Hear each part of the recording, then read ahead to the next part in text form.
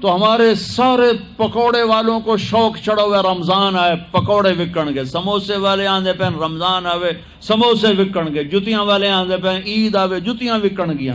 وہ کسی کو یہ شوق ہی نہیں کہ بخشش ہوگی، اللہ راضی ہوگا، جنت ملے گی، اللہ کی محبت میں بھوک لگے گی، اللہ کے عشق میں پیاس لگے گی۔ وہ بھوک اور پیاس کی جو تڑپ اور کسک ہے، پھر ہم ہاتھ اٹھا کے اللہ سے مانگیں گے، ہم کہیں گے یا اللہ، تو عرش کے دروازوں تک میری پکار جائے گی، ساتوں آسمان میری پکار سے گونج اٹھیں گے۔ مجھے یقین ہے کہ میرا اللہ کہتا ہے، میرا نبی فرماتے ہیں کہ اللہ رمضان میں سارے آسمان کے فرشتوں سے فرماتا ہے روزے رکھنے والوں کی دعا پر آمین کہو۔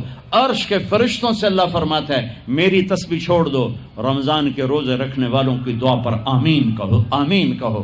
عرش فرش میں گونج اٹھتی ہیں میری دعائیں، میری صدائیں، میرے نوحے، میرے گریے ہلا دیتے ہیں۔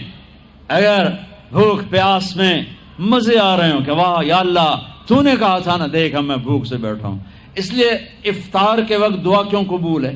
افطار کے وقت کھانا سامنے ہے، پانی سامنے ہے، اور آواز کان لگے ہوئے ہیں سائرن کی آواز پر، تو اللہ کہتا ہے یہ فرشتہ، یہ میرے بندے، کھانا بھی سامنے ہے، پانی بھی سامنے، یہ کیوں نہیں کھا رہے، یہ کیوں نہیں پی رہے؟ بولو کہ یا اللہ تیری محبت، میری محبت، چلو تم گواہ رہو، میں نے معاف کیا، چل میرا بندہ مانگ، کھانے سے پہلے مانگ۔ وہ وقت مانگنے کا ہوتا ہے، پکوڑے کھانے کا نہیں ہوتا، سموسے دکن کا نہیں ہوتا۔ سموسے، پکوڑے، کچوریاں، 7 اپ، جام شیری، روح افزا، 500 چیزاں تو اندر پا لیندے ہو، سارے روزے دی تباہی پھیر کے رکھ دیتے۔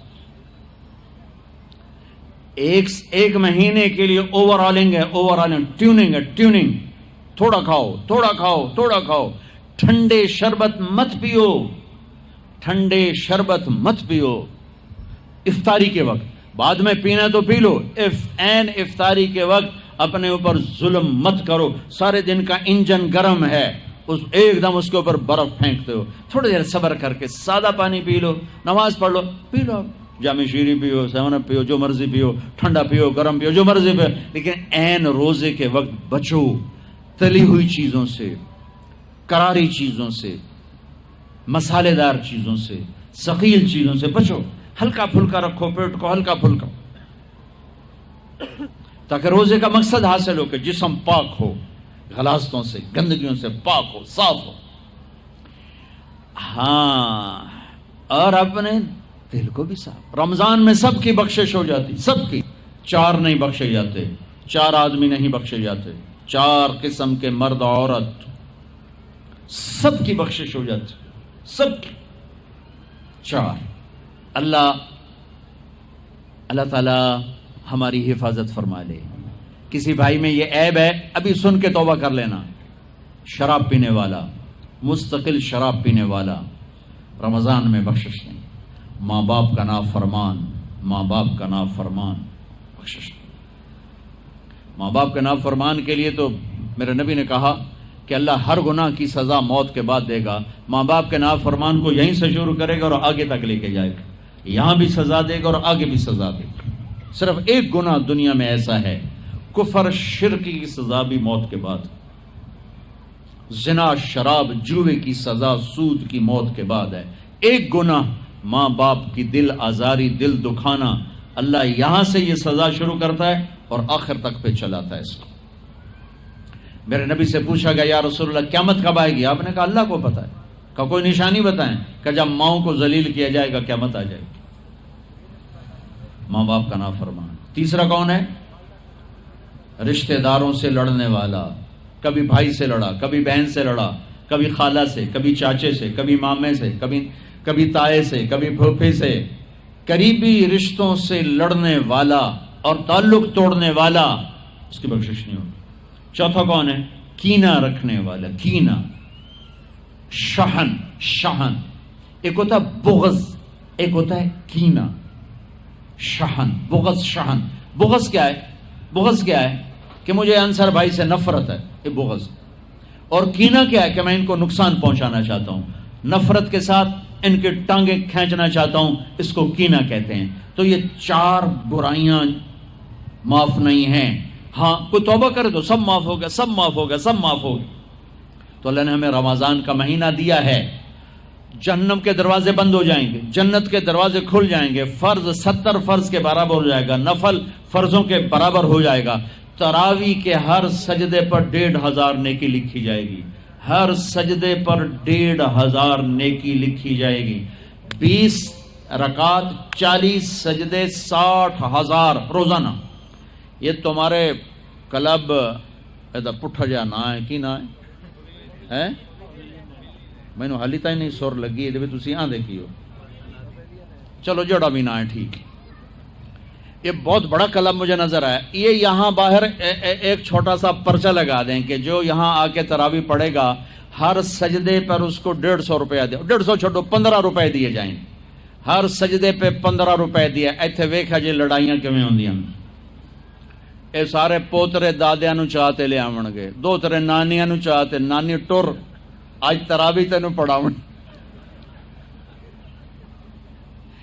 دادے نانیاں نو پوچھدا کوئی نہیں، انہاں دی عید ہو جاونی، تسی ایسے اعلان کر کے لکھ دیو بھئی جڑا ایتھے آوے گا انہوں اسی فی سجدہ 15 روپے دیواں گے۔ ایتھے پھر چھوٹے ویکھے جے کیویں چل دے۔ او میرے نبی، او میرے نبی، او میرے محبوب، او میرے پیارے اور میرے اللہ کے پیارے دلارے راج دلارے، وہ کہہ رہے ہیں او میری امت 1 گھنٹہ لگا لو، 1 گھنٹہ 40 سجدے، ہر سجدے پہ 1500 نیکی، 60,000 نیکیاں، اور ہر سجدے پر جنت میں ایک سرخ یاقوت کا محل، اور ہر سجدے پر جنت میں ایک درخت جس کے نیچے 100 سال گھوڑا دوڑ سکتا ہے۔ اتنے تھوڑے وقت میں اتنی کمائی۔ اب 8 تراویح پڑھ کے آدھی مسجد خالی جا رہے، کتنے جا رہے ہو، کی کرن جا رہے ہو، کوئی کام نہیں، 8 پڑھ کے جوتا اٹھا کے جا رہے ہیں۔ اے بھائی پڑھ دو، سال کے بعد آیا ہے موقع اللہ سے لینے کا، اور ہر سجدے پر یہ کچھ اللہ دے رہا ہے۔ اور پھر جب آخری رات ہوتی تو اللہ فرماتے ہیں میرے فرشتوں، میرے بندوں کی رات کی تراویح اور دن کا روزہ، اس کے بدلے میں میں نے ان کے پچھلے سارے گناہ معاف کر دیے۔ اور آسمان پہ ایک فرشتہ اعلان کرتا ہے یا باغ الخیر ابشر و اقبل، اے بھلائی کے چاہنے والے آگے بڑھ خوشخبری ہو، اور اے برائی کے کرنے والے بس کر اور واپس ہو۔ اور اللہ کا عرش مستقل پہلے آسمان پہ آ جاتا ہے، عرفات کے دن صرف عرفہ کے دن پہلے آسمان پر، لیکن رمضان میں پورا رمضان عرش پہلے آسمان پر۔ اور میرے اللہ کا اعلان ہے کوئی بخشش چاہنے والا، ہے کوئی توبہ کرنے والا، ہے کوئی رزق لینے والا، ہے کوئی سوال کرنے والا، ہے کوئی دنیا اور آخرت کی حاجت لینے والا، ہے کوئی مانگنے والا۔ ہر وقت اللہ کی طرف سے اعلان ہوتا ہے اس مہینے کو بناؤ، دنیا کماؤ، حلال کمانا کوئی، میں تو ویسے مذاقن کہہ رہا ہوں، ہر ایک دنیا کمانا کوئی منع تھوڑا ہی، حلال کمانا کوئی منع تھوڑا ہی ہے، لیکن ایسی کمائی میں نہ لگو کہ روزے پہ زد پڑے، تراویح پہ زد پڑے، تلاوت پہ زد پڑے۔ میرے نبی پاک صلی اللہ تعالی علیہ وسلم رمضان میں قرآن کی تلاوت بڑھا دیتے تھے۔ قرآن رمضان کا سب سے بڑا وظیفہ، جی کوئی وظیفہ دسو، کوئی وظیفہ دسو، لوگ پوچھتے ہیں جی رمضان کا کوئی خاص وظیفہ بتا رہا ہوں۔ رمضان کا خاص وظیفہ قرآن کی تلاوت، رمضان کا خاص وظیفہ قرآن کی تلاوت، قرآن کی تلاوت، قرآن کی تلاوت، جتنا پڑھ سکتے ہو پڑھتے جاؤ، پڑھتے جاؤ، پڑھتے جاؤ، پڑھتے جاؤ۔ میرا ایک ساتھی ہے مولوی ثناء اللہ، وہ ایک دن میں پورا قرآن ختم کرتا ہے، ایک دن میں پورا قرآن، ایک دن میں پورا قرآن، پورے رمضان میں 30 قرآن ختم کر دیتے، سوائے اس کے بیمار ہو جائے تو، کوئی بیمار ہو جائے تو 10 پارے، ورنہ پورا قرآن، رمضان قرآن، پورا قرآن۔ تو چلو ہم پورا قرآن نہیں پڑھتے، کچھ تو پڑھو، سارے سال نہیں پڑھا، کچھ تو پڑھو۔